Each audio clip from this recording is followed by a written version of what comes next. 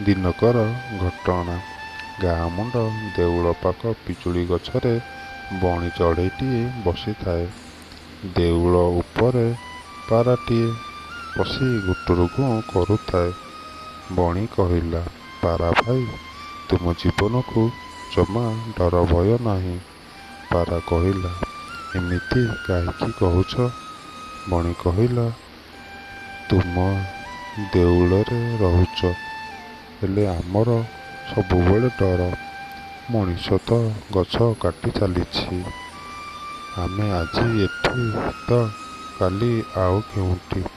ହେ ମଣିଷ, ଆମ କଥା ଟିକେ ଚିନ୍ତା କର। ଗଛ ତ ଗୋଟେ ଲଗେଇ ପାରିବାନି, କାଟିବା କାହିଁକି? ଯଦି ଆପଣମାନଙ୍କୁ ଏ ଭିଡ଼ିଓ ଭଲ ଲାଗିଥାଏ ତାହେଲେ ଲାଇକ୍ ଆଣ୍ଡ ସବସ୍କ୍ରାଇବ୍ କରିନିଅନ୍ତୁ। ପାଖରେ ଥିବା ବେଲ୍ ଆଇକନ୍କୁ ଦବାଇ ଅଲ୍ ନୋଟିଫିକେସନ୍ ଅନ୍ କରନ୍ତୁ। ଜୟ ଜଗନ୍ନାଥ।